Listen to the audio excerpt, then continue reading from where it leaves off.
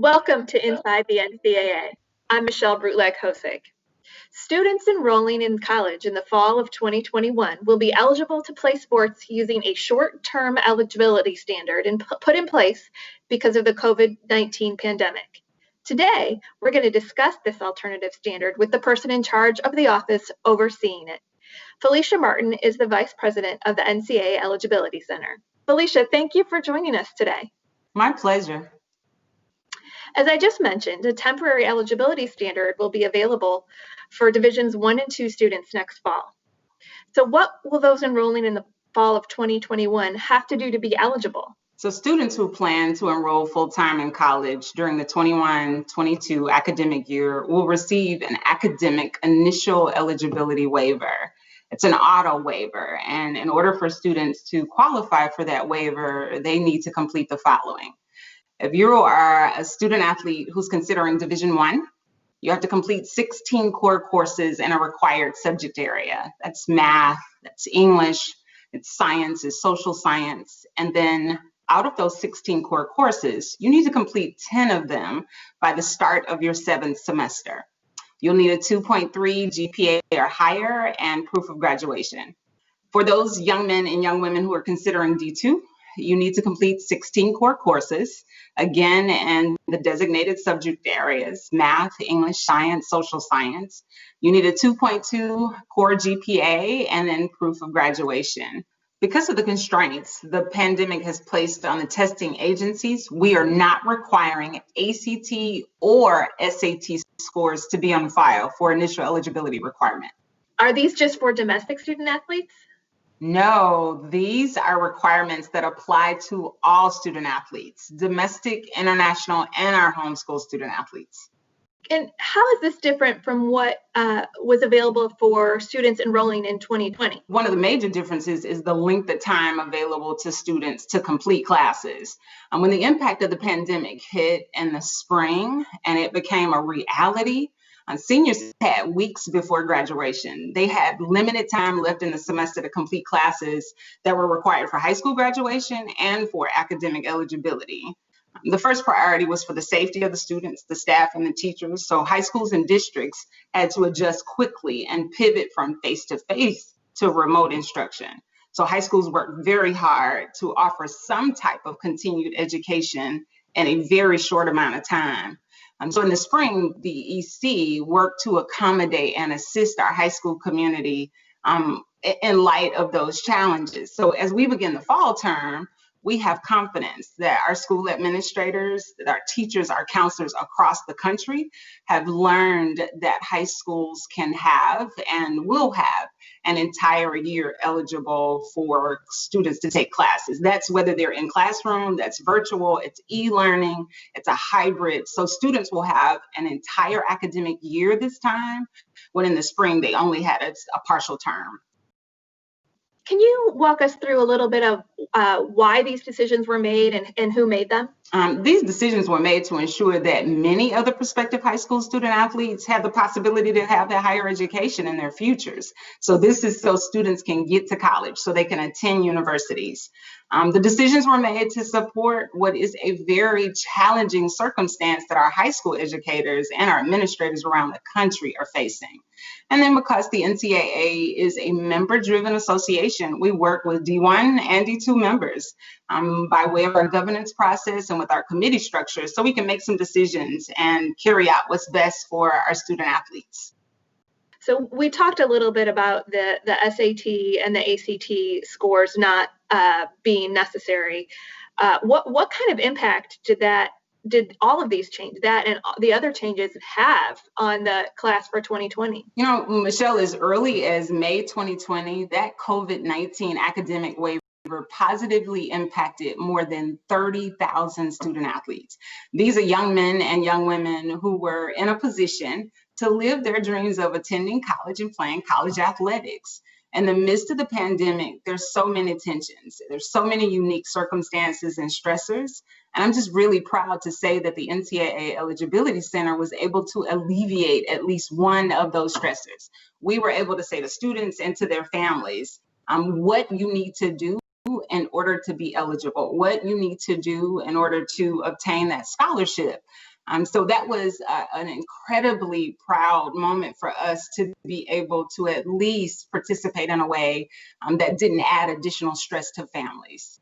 Do you anticipate the same impact or more for 2021-22?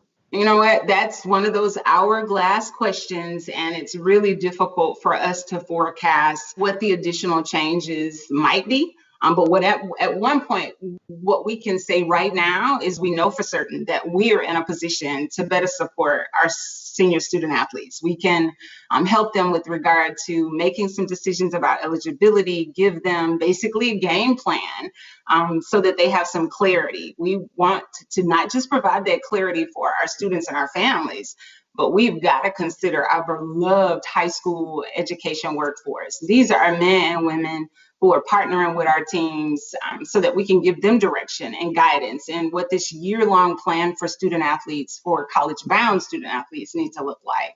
So we're hopeful that what we're doing is alleviating and releasing some of the pressure that they're feeling. And then there's our recruiting community. We know very well that our college coaches are navigating this difficulty just like everybody else. Again, we're making these modifications so that we can help our recruiting community to know exactly what the students need, where those students stand, and how we can advise them. Our hope is that these modifications are helping all that are involved. This is the second graduating class for which the test scores are not going to be required for NCAA eligibility. From the discussions you've had and that the membership has had, is the association looking at the role of test scores in initial eligibility? So under these extraordinary circumstances, the decisions right now are more critical with regard to health and safety and accessibility for prospective student athletes.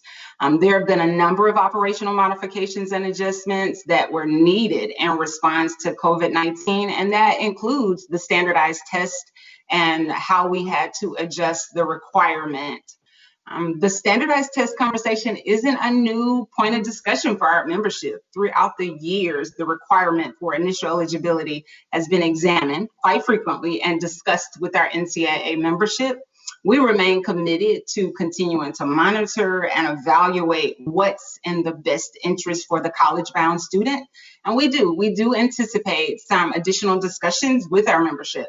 And an examination of where we are in the initial eligibility requirement. So aside from the test score issue, are there any other adjustments available to address the current circumstances for student athletes? Just as a reminder, the modifications and the adjustments that we made, the goal was to provide support and flexibility, again, for both the student athlete and for our high school community. So a few of those adjustments we continue from the spring. And so one of those adjustments would be we're not requiring a separate review of NCAA approved courses that are distance, e-learning, or even hybrid programs. What we're saying to students, parents, and teachers are we are encouraging them to complete their courses through whatever channel of instruction is provided and recommended by their school, their district, or their state department. An additional note for our parents who are administering homeschool curriculum, please review the information included in the eligibility homeschool resources. We know how important it is. Particularly for parents who are new to homeschooling. You can get lots of great information and instruction in that EC homeschool resource. Additionally, for core courses completed in 2021 that have issued a pass, the Eligibility Center will apply that credit. So if students are not getting actual letter grades or number grades, but receive a pass, the EC will use that as a part of their certification GPA. And so those are some of the many things that we've adjusted to support the community during this unusual time.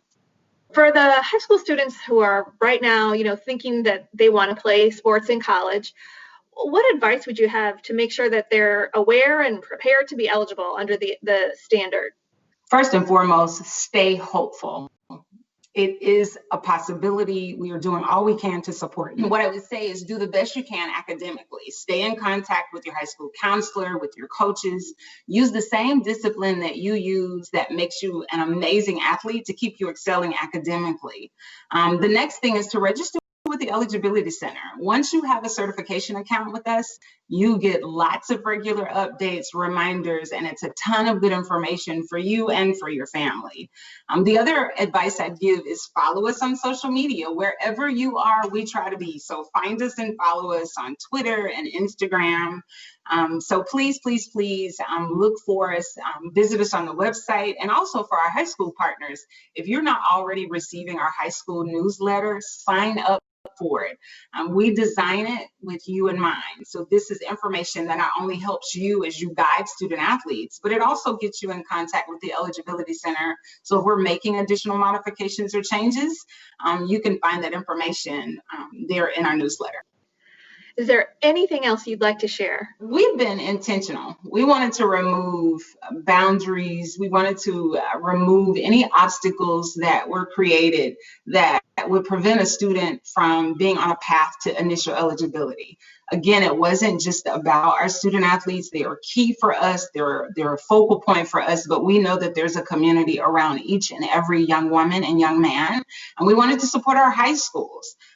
These are amazing administrators, teachers, and coaches who are committed to student athletes and their future, and we're just really, really fortunate to have them as partners in this opportunity we have to serve student athletes and open doors for them to go to college and compete in college sports. Felicia, thank you so much for your time today. A lot of positive and really important things happening for student athletes and prospective student athletes. We appreciate you breaking it all down for us. And thank you all for tuning in today. I'm Michelle Brutlag Hosick. Until next time.